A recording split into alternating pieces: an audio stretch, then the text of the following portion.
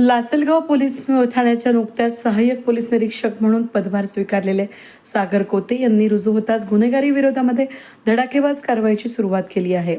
अवघ्या 2 दिवसांमध्ये त्यांनी प्रथम धारदार चाकू घेऊन बाजारतळ परिसरामध्ये दहशत माजवणाऱ्या आरोपीला जेरबंद केले, तर त्यानंतर आठवडा बाजारातील गर्दीचा फायदा घेत मोबाईल चोरी करणाऱ्या आंतरराज्यीय चोरालाही अटक केली आहे. सलग 2 कारवायांमुळे लासलगाव शहरामध्ये पोलिसांचा वाढता धाक आणि गुन्हेगारांमध्ये भीतीचं वातावरण निर्माण झाल्याची चर्चा सुरू आहे.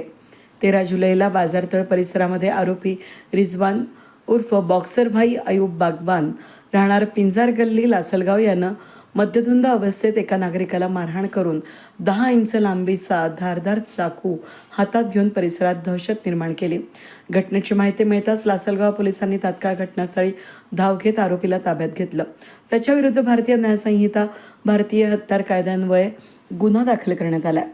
यापूर्वी 12 जुलैला लासलगावच्या आठवडे बाजारामध्ये गर्दीचा फायदा घेत नागरिकांचे मोबाईल चोरणाऱ्या सूरज सलीम सोलंकी राहणार अहिरखिंड, जिल्हा इंदोर, मध्य प्रदेश या आंतरराज्यीय आरोपीला पोलिसांनी रंगेहात पकडलं.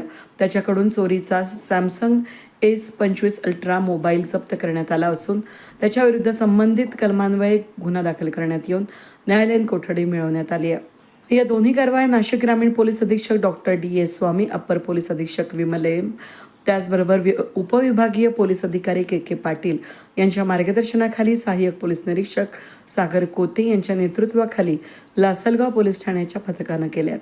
लासलगावामध्ये कोते पॅटर्नची चर्चा असून पदभार स्वीकारल्यानंतर अवघ्या काही दिवसातच सलग 2 धडक कारवाया करून सहाय्यक पोलीस निरीक्षक सागर कोते यांनी गुन्हेगारांविरोधात कठोर भूमिका घेतल्याचं स्पष्ट केलंय. त्यामुळे कायदा मोडणाऱ्यांवर पोलिसांची करडी नजर असल्याचा ठोस संदेश गेला असून नागरिकांकडून या कारवाईचं स्वागत केलं जात आहे.